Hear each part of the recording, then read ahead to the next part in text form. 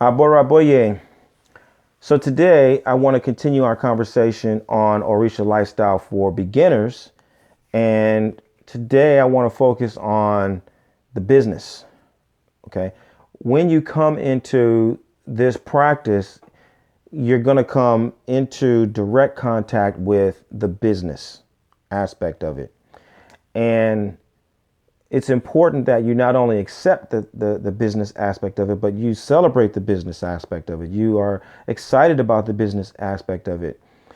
For whatever reason, a lot of us have been conditioned to have a negative and adversarial relationship to business. We think business is bad, and we think money is the root of all evil. And that does not have to be the case, right? And so I want you to have a right and proper relationship to the business aspect of Orisa lifestyle, because business is built into it. Ifa teaches us that earth is a marketplace. Heaven is our home. Okay. It's a metaphor that, is noteworthy, that in our spiritual tradition, we consider the world a marketplace. And so you should be ready to do business. Now, here is the problem that you're having, though. Let me just speak to the problem. Once upon a time, the only people who practiced Orisha lifestyle, and let's say particularly Ifa, were people who were born into it. It was their lineage. It was something that they inherited. And it was something that was respected and to even an extent feared, but it wasn't, glamorized. It was a lot of hard work. People could see the amount of toil that went into being an Orisha priest or being a Babalawo. What happened? People became successful overseas. People became like global celebrities,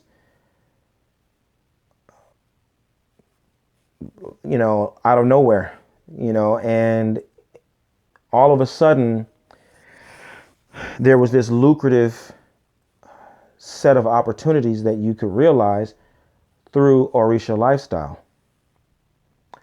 And so people who may have been born into it, but would have, kept a distance from the tradition because they wanted to make money. Well, they saw in the tradition, now, hey, here's an opportunity I can make money through the tradition. And I actually know what it is.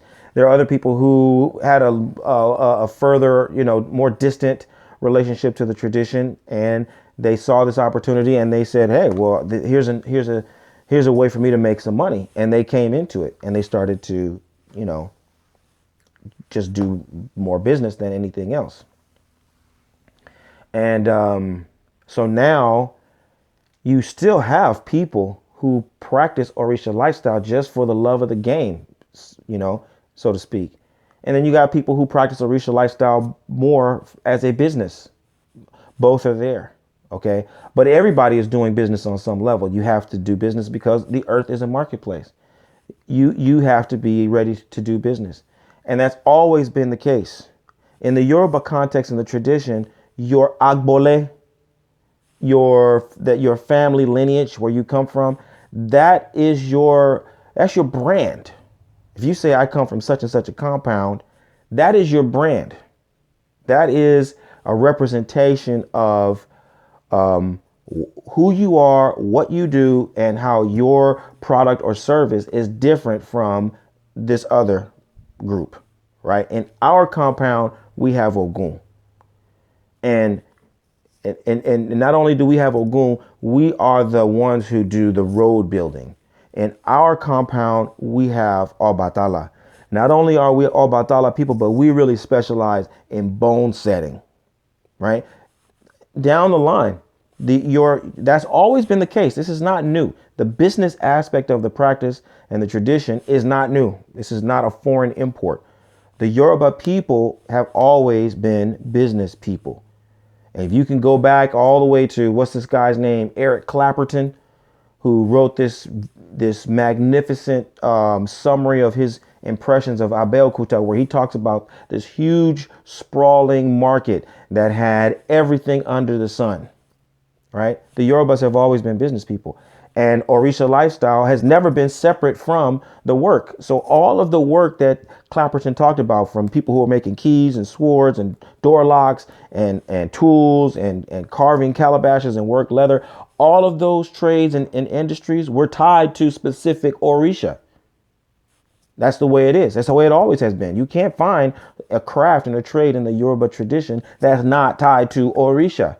So the business has always been a part of it. Even farming is tied to Orisha. So don't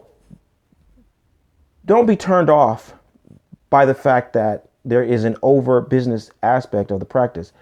Use your good sense and your discernment to do good business, to find, good practitioners. It isn't something that you're treating, as business first, right? But you're not going to be completely dismissive of anything because it reflects business, practices. Just look for the best business practices, and you yourself exercise and demonstrate the best business practices, and you're going to be happy as a clam. Okay. So that's my advice and insight on Orisa lifestyle for beginners as it pertains to the business. Aboro aboye, aboshishe.